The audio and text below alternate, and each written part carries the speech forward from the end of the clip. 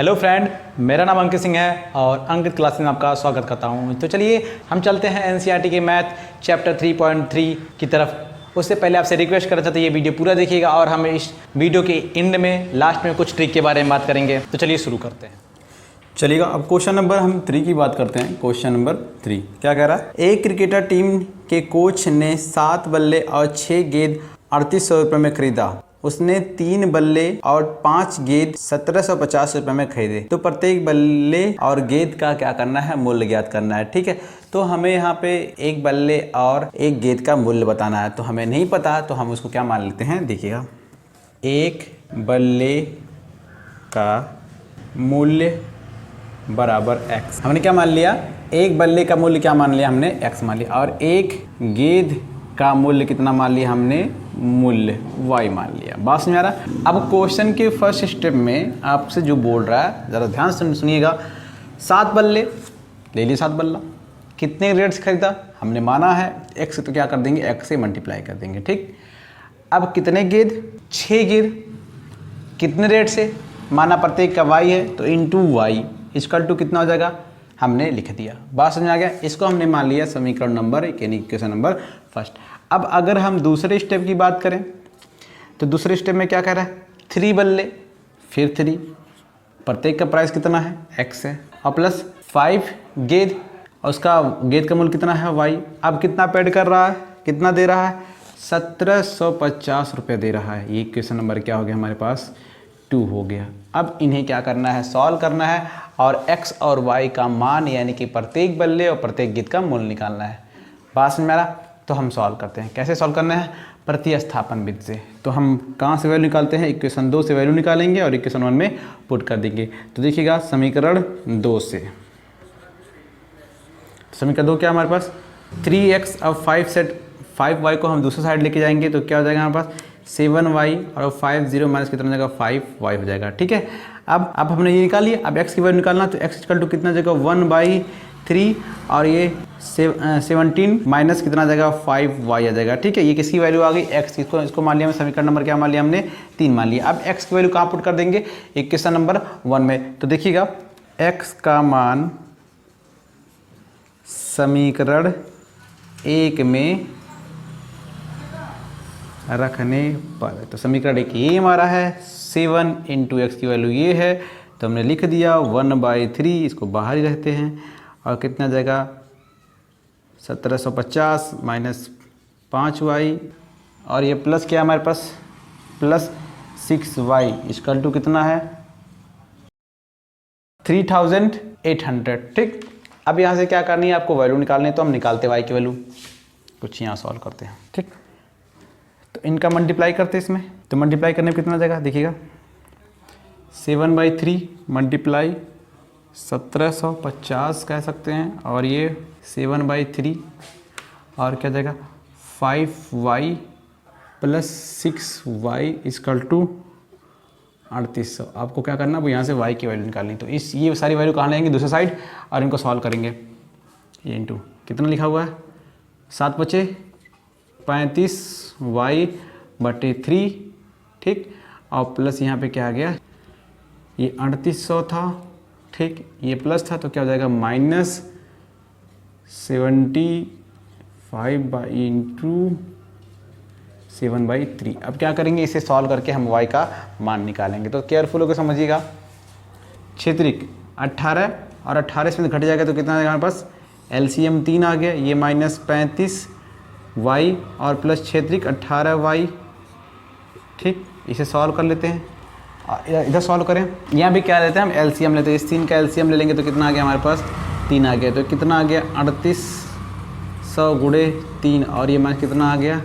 1750 गुणे 7 आ जाएगा। ठीक है, अब यहाँ दोनों साइड कुछ कटने वाला है। ये दिख रहा है आपको 3 क्या हो जाएगा? कट जाएगा। और ये घट के कितना जाएगा हमारे पास? 17 यानी कि 17y आ जाएगा आपके। ठीक है, माइनस में, और इक्वल टू अब इधर का हम सॉल्व करेंगे। ठीक है, अब सॉल्व करने के लिए कुछ कॉमन तो वो है नहीं, जनरली मल्टीप्लाई करके सॉल्व करते हैं। ये कितना आ गया? 0 0 8 3 24 को 4 हासिल 2 3 तरीका 9 2 कितना आ गया? 11 आ गया। अब ये माइनस, अब किसका मल्टीप्लाई करेंगे? 7 का। ये 0 आ गया, 7 5 35 को 5 हासिल, 3 7 7 49, 3 52 का 2 हासिल, 5 और 7 करने से 7 5 कितना आ गया हमारे पास 12 आ गया। ठीक है, ये आ गया। अब दोनों साइड को हम क्या करते हैं, सॉल्व करते हैं। ये तो साइड सॉल्व हो गया हमारे साइड।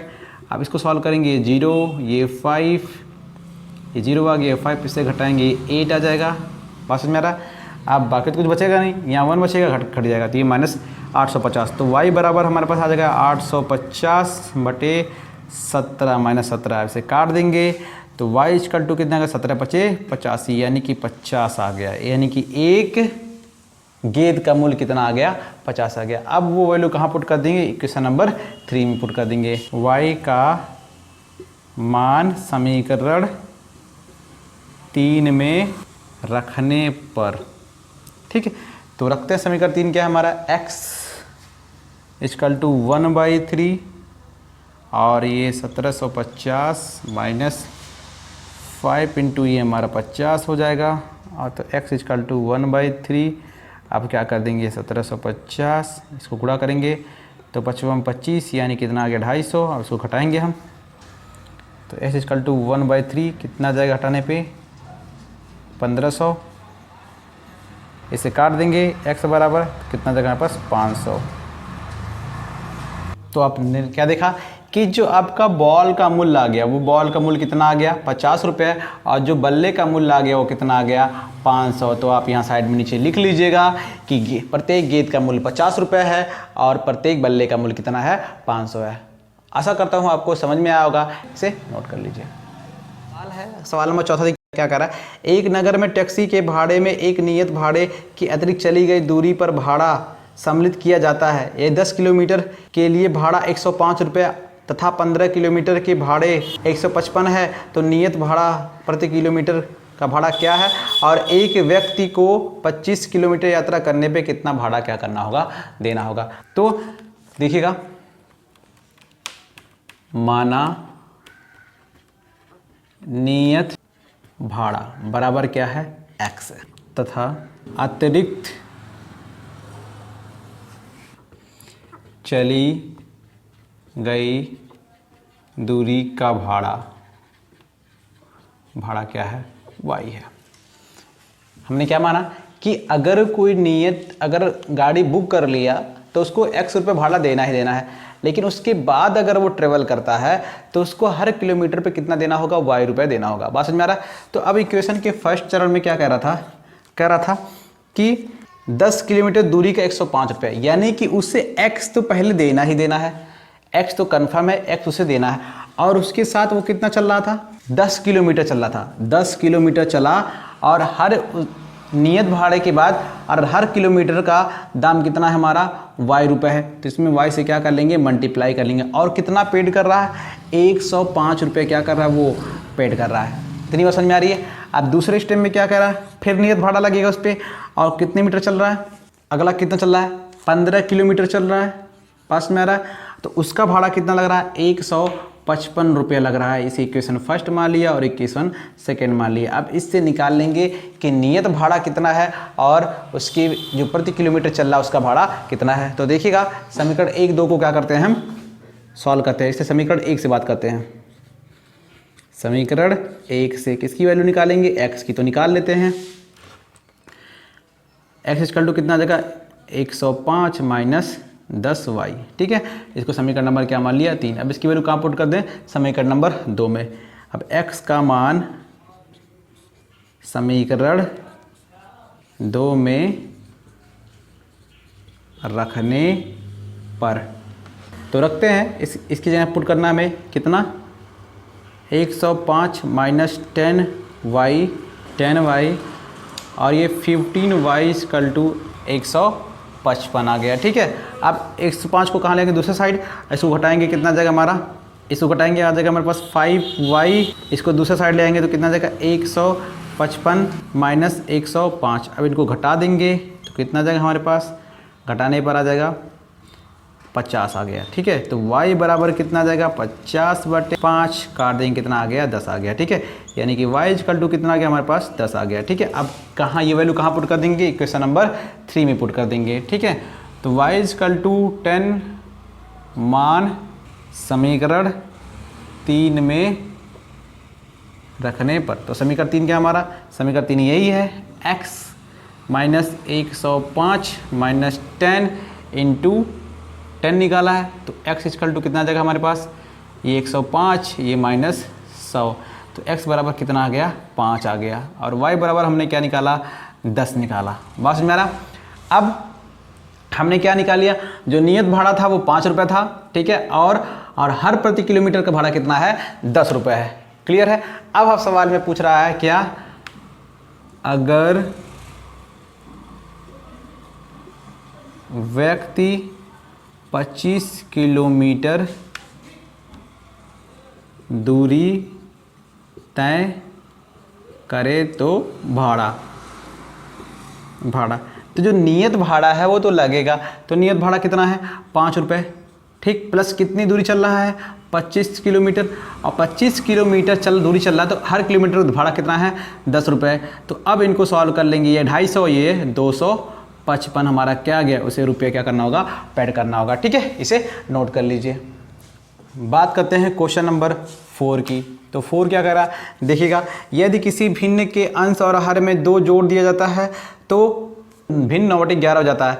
यदि उनके अंश और हर में 3 जोड़ दिया जाता है तो 5 क्या होती है, 6 हो जाती है। तो भिन्न हमें ज्ञात करनी है। तो माना जो हमारा अंश है वो कितना है, x है, और जो हमारा हर है वो क्या है, y है, ठीक है। तो क्वेश्चन के फर्स्ट स्टेप में क्या कह रहा है, अगर हम क्या कर रहे हैं, अंश और हर में 2 जोड़ दे रहे हैं, तो यानी कि अंश यानी कि ऊपर वाला न्यूमरेटर और हर यानी कि डिनोमिनेटर, इन दोनों में क्या कर रहे हैं, 2 जोड़ दे रहे हैं। तो जो हमारा भिन्न है वो हमें 9/11 क्या हो रहा है, तो 9/11 हमें प्राप्त हो रहा है। तो अब इन्हें सॉल्व कर लेते हैं, इनका मल्टीप्लाई करेंगे इधर, तो 11x प्लस 22 और ये 9y इक्वल टू 9 दूना कितना आ जाएगा, 18 आ जाएगा, ठीक है। तो हमें x की वैल्यू निकालनी है, 22 है ये, x की वैल्यू निकाली, इसको दूसरे साइड ले आएंगे, तो 11x इक्वल टू कितना हो जाएगा, 9y प्लस 18 और माइनस 22, तो 11x बराबर कितना हो जाएगा, 99y, और इसको घटा देंगे तो कितना आ जाएगा, 4, तो क्या आ जाएगा यहाँ पे, तो x बराबर आ जाएगा 1/11 और आ जाएगा 9y माइनस 4 आ जाएगा, ठीक है। इसको मान लिया समीकरण नंबर हमने 1 मान लिया, ठीक। अब बात करते हैं सेकेंड स्टेप में। तो सेकेंड स्टेप में क्या बोल रहा है कि अगर उनके अंश और हर में क्या जोड़ दे रहे हैं, 3 जोड़ रहे हैं, तो यानी कि x प्लस 3 कर दिया और y प्लस क्या कर दिया, हमने 3 कर दिया। तो जो हमारा भिन्न यानी कि जो हमें फ्रैक्शन प्राप्त हो रहा है वो प्राप्त क्या हो रहा है, 5/6 प्राप्त हो रहा है। यानी कि जब नोमिनेटर में 3 और डिनोमिनेटर में भी 3 जोड़ दिया तो हमें जो फ्रैक्शन प्राप्त हो रहा है वो क्या, 5/6 क्या हो रहा, मिल रहा है। अब इसे भी इसे सॉल्व कर लेते हैं, मल्टीप्लाई करेंगे तो क्या जाएगा, 6x प्लस 18, ठीक है, बराबर क्या जाएगा, 5y प्लस क्या हो जाएगा, 15। अब 18 को दूसरा साइड ले आएंगे, क्या करते हैं, 5y को दूसरा साइड लेकर 18 को उधर लाएंगे, तो हमारा 6x प्लस 5y को इस साइड लेके आएंगे तो क्या हो जाएगा, माइनस 5y, और क्या है हमारा 15 प्लस ये माइनस हो जाएगा, माइनस क्या हो गया 18। इन्हें सॉल्व, इन्हें 6y माइनस 5y इसका टू क्या जाएगा, इन्हें घटा देंगे तो माइनस 3 आ जाएगा। समीकरण नंबर क्या मान लिया हमने, 2 मान लिया। अब क्या करेंगे हम, अब समीकरण 1 से x की वैल्यू कहाँ पुट कर देंगे, समीकरण नंबर 2 में। तो देखिएगा, समीकरण 1 से x का मान समीकरण 2 में क्या करने पर, रखने पर, यानी कि समीकरण 1 से जो वैल्यू x की निकाली समीकरण 2 में क्या कर देंगे, पुट कर देंगे। तो कितना हमारा यहाँ पे देखिएगा 6 है और x की वैल्यू हमने कितनी निकाली यहाँ पे 1/11 और ब्रैकेट में 9y minus 4 equal to minus 5y और क्या है इक्वल टू माइनस 3। चलिए अब आगे सॉल्व करते हैं। तो देखिएगा, अगर इनका हम एलसीएम ले लें तो एलसीएम कितना आ जाएगा, इसका 11 आ जाएगा, ठीक है। अब ये क्या गया 6 और ये 9y और ये माइनस कितना आ जाएगा 4 और ये आ जाएगा 11 25 कितना आ गया हमारा 55 आ गया ये y, क्योंकि 1 से डिवाइड करेंगे तो 11 आएगा और 11 से मल्टीप्लाई करेंगे तो 55 हो जाएगा और ये माइनस 3 आ जाएगा। अब इसका मल्टीप्लाई कर देंगे इधर और इसका इसमें मल्टीप्लाई, अब इसे सॉल्व करते हैं तो ये मल्टीप्लाई करेंगे 9 6 कितना आ जाएगा हमारे पास 54y और माइनस 6 चौक 24 और ये माइनस 55y, इससे मल्टीप्लाई करेंगे 11 3 कितना आ जाएगा हमारे पास 33 आ जाएगा, ठीक है। अब इसे सॉल्व करते हैं, इसको दूसरे साइड ले आएंगे और इससे घटा देंगे, तो इससे जब घटाएंगे तो माइनस क्या जाएगा, अब इसे घटाएंगे तो माइनस वाई आ जाएगा, इसको दूसरे साइड ले आएंगे तो कितना हो जाएगा -33 और ये +24, इनको अब घटा देंगे तो y इक्वल टू, ये घट के आ जाएगा हमारे पास कितना 9 -9, तो y इक्वल टू कितना आ गया हमारे पास 9। अब y की वैल्यू कहाँ पुट कर देंगे, समीकरण नंबर 1 में, तो x की वैल्यू निकल जाएंगे। तो देखिएगा y का मान समीकरण 1 में क्या करने पर रखने, समीकरण 1 में रखने पर, तो समीकरण 1 हमारा क्या है, ये है x इक्वल टू 1 क्या है 11 इंटू 9, y की वैल्यू क्या है 9 -4, ठीक है। तो x इक्वल टू 81 -4, यानी कि x इक्वल टू क्या जाएगा 81 -4, तो अब इसे सॉल्व करेंगे, ये आ जाएगा हमारा 77, ऐसे काट देंगे 7 बार में, तो x की वैल्यू क्या आ गई हमारे पास 7 आ गई। तो हमें जो भिन्न प्राप्त हुआ वो हमें भिन्न क्या है देखिएगा, यानी कि अभिष्ट भिन्न, ठीक है, अभिष्ट भिन्न या हम कह सकते हैं भिन्न। तो भिन्न जो होगी अंश बटे हर, अंश को हमने x7 माना था तो 7 और हर को क्या माना था हमने y माना था, तो y का मान क्या आ गया 9, तो हमारा अभिष्ट भिन्न क्या होगा 7/9 हो गया, ठीक है, इसे नोट कर लीजिए। अब चलते हैं क्वेश्चन नंबर 6 की तरफ। 5 वर्ष पूर्व जैकब की आयु, यानी कि यहाँ 2 लोग हैं, जैकब है और क्या है पुत्र है, तो हम मान लेते हैं जो जैकब की आयु है वो क्या है, जैकब की आयु, वर्तमान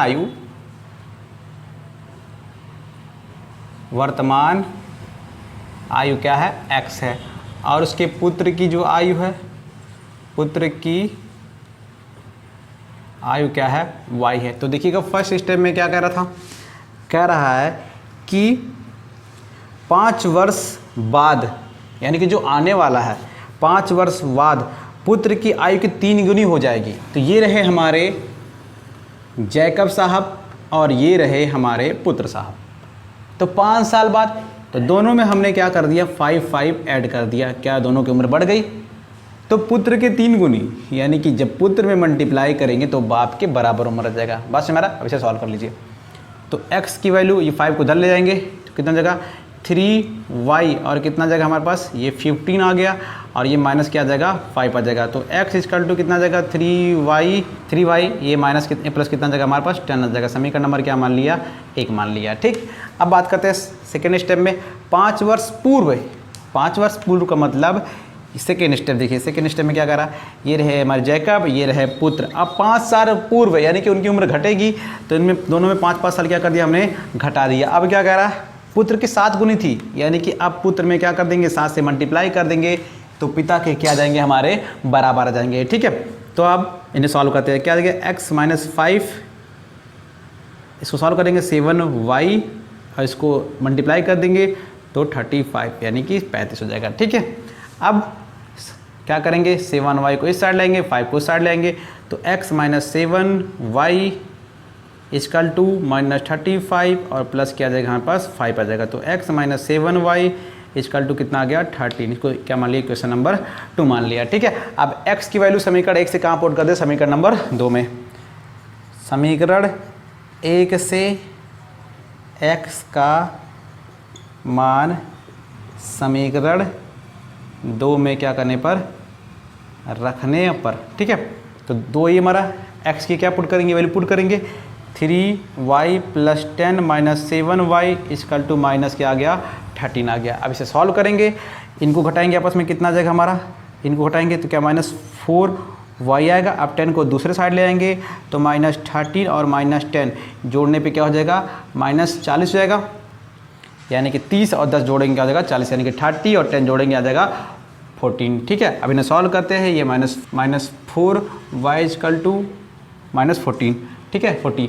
अब इस y की वैल्यू निकालनी तो y इक्वल टू कितना जाएगा 40y आ जाएगा 4 काट देंगे, y इक्वल टू कितना जाएगा हमारे पास 10 आ गया। अब y की वैल्यू कहाँ पुट कर दे, y की वैल्यू कहाँ पुट कर दे क्वेश्चन नंबर 2 में, ठीक है। तो y इक्वल टू 10 मान समीकरण 1 में रखने पर, तो समीकरण 1 यही हमारा, इसे पुट कर देते हैं।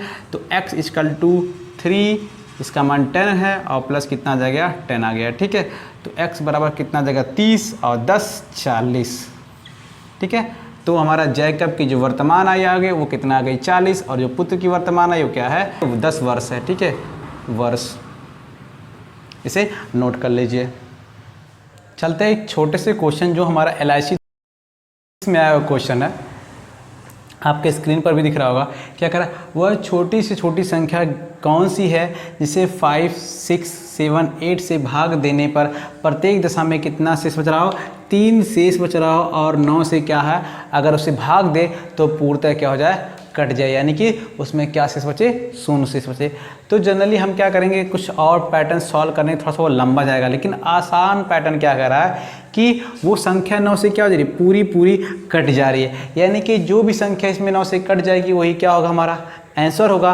तो चलिए हम चेक करते हैं। अगर इनको हम जोड़ लें तो कितना हो गया 14 और ये कितना हो गया 20 और ये अगर 21, क्या 21 कभी 9 से कटेगा, नहीं कटेगा, इसलिए ऑप्शन ये नहीं हो सकता। अब आते हैं इस पे 6, 3, 9 और 8, 1, 9, यानी कि जोड़ने पे कितना हो जाएगा 18, क्या ये 9 से कट जाएगा, हाँ 9 से कट जाएगा 2 बार में, ये ऑप्शन हो सकता है। अब मैच करेंगे, क्या किसी और में ये मैच कर रहा है, क्या और किसी में 9 से कट रहा है, अगर इनको जोड़ें तो 5, 2, 7 और 7, 5, 12 आ गया, ठीक है। क्या 12 9 से कटता है, कभी नहीं कटता, इसलिए ऑप्शन तो ये तो नहीं हो सकता। अब इसमें आते 6, 3, 9 और 9, 6, 15, क्या 15 3 से 9 से कभी कटता है, नहीं करता है, यानी कि हमारा ऑप्शन नंबर क्या है, बी सही है, ठीक है। अब आप बारी बारी भाग देकर भी चेक कर सकते हैं। जैसे अगर हम 5 से डिवाइड करें तो ये कट जाएगा और लास्ट में 3 बच जाएगा, बस मेरा, क्योंकि यहाँ पे अगर 0 होता तो 5 से कट जाता, यहाँ पे एक्स्ट्रा 3 है, ठीक है, तो ये 3 क्या हो जाएगा, हमारा शेष बच जाएगा। कुछ इस तरीके के सवाल हम लगाएंगे, ठीक है, इसे नोट कर लीजिए। इसी तरह हमारे चैनल पे बने रहिए और हम आपके हाई स्कूल के कॉन्सेप्ट पढ़ाने के साथ साथ कुछ क्वेश्चनों के बारे में डिस्कस करेंगे जो आप किसी भी तरह के एग्जाम के लिए यूज़फुल होगा। जैसे ये हमारा LIC में है और इसी पैटर्न पे सवाल हमारे आते हैं एग्जाम में, तो हमें बस सवाल का पैटर्न समझना होता है, कैसे उन्हें हम शॉर्ट तरीके से कर सकते हैं, ठीक है। तो चलिए बने रहिए और हमारे चैनल को सब्सक्राइब और लाइक ज़रूर करिए। Thank you so much.